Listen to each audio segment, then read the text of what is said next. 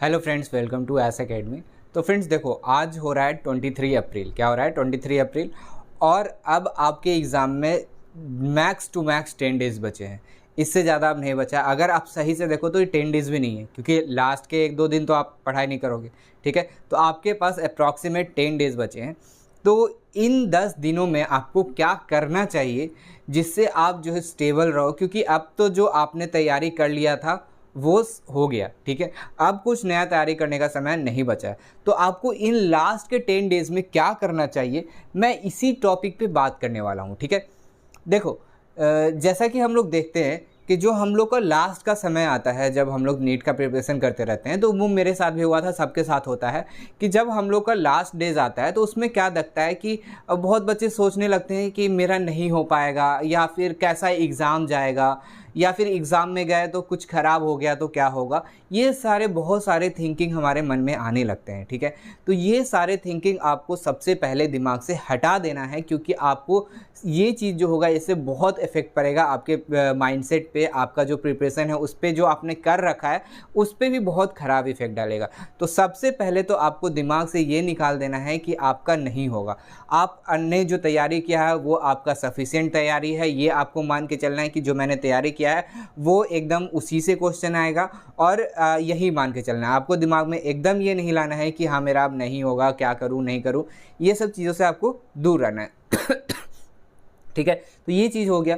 लेकिन आपको अब करना क्या है? देखो, लास्ट का 10 डेज बचा है, तो उसमें अब आपको कोई न्यू टॉपिक नहीं पढ़ना है। क्या बोला मैंने? न्यू टॉपिक नहीं पढ़ना है। आपने जो पढ़ लिया है, क्या कर लिया है? पढ़ लिया है, उसको ही रिवाइज करना है, क्योंकि अब रिवीजन ही आपका मार्क्स स्कोर करेगा, और कोई भी चीज़ आपका मार्क्स स्कोर जो है वो ज़्यादा नहीं करवा सकता है। ठीक है, सिर्फ और सिर्फ रिवीजन ही आपके लिए जो होगा इम्पॉर्टेंट होगा, आपका मार्क्स इम्प्रूव करवाएगा और एक अच्छा मार्क्स ला के देगा। ठीक है, तो ये चीज़ है।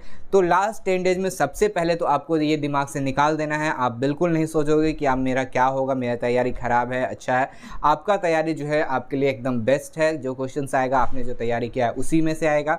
दूसरा चीज़ कि आप जो पढ़े हो उसी को रिवाइज करो, नया टॉपिक स्टार्ट नहीं करो, क्योंकि नया टॉपिक स्टार्ट करोगे तो जो आपने पढ़ा था वो भी रिवाइज नहीं कर पाओगे, आप नया टॉपिक ही पढ़ते रह जाओगे। ठीक है, तो जो आपने पढ़ रखा है कम से कम उसको इतना रिवाइज कर लो कि उससे क्वेश्चन आए तो उसको गलत आप नहीं करो। ठीक है, तो ये चीज़ हो गया।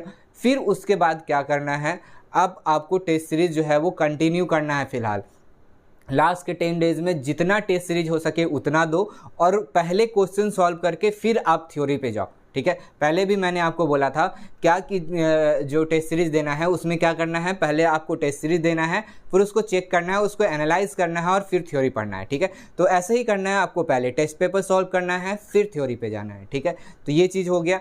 उसके बाद आपको क्या करना है, देखो ये सब चीज़ कर लोगे, आप टेस्ट सीरीज दे लोगे तो आपसे क्या होगा, आपका रिवीजन ही होगा। क्या होगा? रिवीजन होगा। तो ये चीज़ हो गया। उसके बाद आप क्या करोगे, उसके बाद आप अब जितना भी फार्मूलाज है, केमिस्ट्री का हो गया, फिजिक्स का हो गया, फिजिकल केमिस्ट्री या फिर जो हमारा फिजिक्स है, उसका जितना भी फार्मूलाज है उसको आप याद कर लो। मैंने आपको स्टार्टिंग में क्या बोला था कि फिजिक्स में जो भी चैप्टर पढ़ते जाओगे उसका फार्मूला सीट बनाते जाना, फिजिकल केमिस्ट्री में जितना भी आप पढ़ोगे वो उसका फार्मूला सीट बनाते जाना। इसी दिन के लिए मैंने बोला था। आप जब अभी से ही अब तक आपका फार्मूला सीट बना होगा तो आप उसको बार बार देखोगे तो उसमें इतना कंटेंट आ गया होगा कि आपका फिजिक्स आराम से हो जाएगा, फिजिकल केमिस्ट्री आराम से हो जाएगा, अगर आपने बनाया होगा तो, और बार बार उसको रिवाइज कर रहे होगे तो। ठीक है, तो उसको रिवाइज करो, उसको जल्दी जल्दी रिवाइज करो। फिर बायो में जो है आप चैप्टर वाइज नहीं, यूनिट वाइज रिवाइज करो। क्या करो? Unit wise. ठीक है, ये चीज़ है। फिर इनऑर्गेनिक ऑर्गेनिक आपको एनसीईआरटी तो पढ़ना ही पढ़ना है, क्योंकि उससे ही क्वेश्चन आएंगे। ठीक है, तो ये चीज़ है। फिजिक्स में भी मैंने आपको बता दिया। और फोकस करो प्रीवियस ईयर क्वेश्चन को सॉल्व करने पे। किस पे? प्रीवियस ईयर क्वेश्चन को सॉल्व करने पे। प्रीवियस ईयर्स क्वेश्चन ही आपको बचाएगा, क्योंकि ये जितना भी, मान लो देखो, जैसे हम लोगों ने क्या देखा है कि नीट में जितना भी क्वेश्चन आता है वो एनटीए कहाँ से देती है? एनसीईआरटी से देती है। लेकिन मान लो 1-2 क्वेश्चन इधर उधर आता है तो वो प्रीवियस ईयर्स में कवर हो जाता है। तो आपको वो चीज़ें पढ़ना है, ठीक है। तो ये चीज़ है, तो ये आपका इस तरीके से कंप्लीट करना है। अब आपको लास्ट के 10 डेज़ में कोई भी पैनिकनेस नहीं दिखाना है, आपको पैनिक नहीं होना है बिल्कुल भी।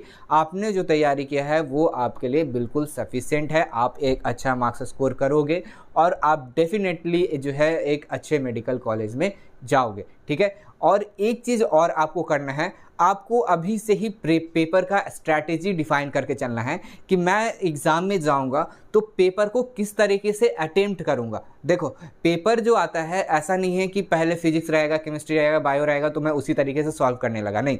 ये आपका होना चाहिए कि आप किस तरीके से उस पेपर को टैकल करते हो। क्योंकि अगर मान लो हम लोगों ने पेपर खोला, मान ले फिजिक्स का पेपर, पहले फिजिक्स ही बहुत हार्ड क्वेश्चन आ गया, पहला ही क्वेश्चन, तो क्या हम वहाँ से छोड़ के आगे बढ़ जाएंगे? नहीं। देखो क्या करना है, सिंपल आपको अभी टेस्ट पेपर सॉल्व करते समय देखना है कि मैं किस स्ट्रैटेजी से पहले सेक्शन ए सॉल्व करूँ, सेक्शन बी सॉल्व करूँ, पहले बायो सॉल्व कर रहा हूँ तो मेरे लिए बेहतर हो रहा है, या फिजिक्स। टाइम मैनेजमेंट जो है अभी से ही आपको डिसाइड करना पड़ेगा कि आप पेपर को किस तरीके से अटेम्प्ट करते हो। अगर आप पहले से डिसाइड करके नहीं जाओगे और आप पहले से माइंडसेट नहीं बना के जाओगे कि आपका टाइम मैनेजमेंट किस तरीके से होगा, तो वहाँ टाइम मैनेजमेंट गड़बड़ होगा ही होगा। इसलिए आपको टाइम मैनेजमेंट भी अभी के ही समय सीख लेना है और अच्छे से मैनेज कर लेना है कि आगे मैं जब एग्ज़ाम हॉल में जाऊँगा तो किस तरीके से उसको टैकल करूँगा, ठीक है। तो ये सारी चीज़ें जो थी मुझे आपको बताना था। आई होप आपको सारी चीज़ें समझ में आ गए होंगे। आप इन चीज़ों को फॉलो करो, डेफिनेटली आप अच्छा मार्क्स स्कोर करोगे, आप अच्छे मेडिकल कॉलेज में एडमिशन लोगे, ठीक है। तो बस मुझे यही इस वीडियो में बताना था। आई होप आपको सारी चीज़ें समझ में आ गए होंगे, और सारी चीज़ें समझ में आ गए तो वीडियो को लाइक ज़रूर करना। अगर फिर भी कोई कन्फ्यूज़न रह जाता है आपको तो कमेंट कर देना, मैं उसका रिप्लाई देता हूँ और आपके हर एक प्रॉब्लम को सॉल्व करने की कोशिश करूँगा, ठीक है।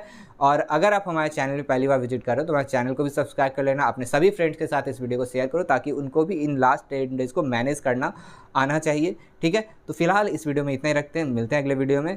Thanks for watching.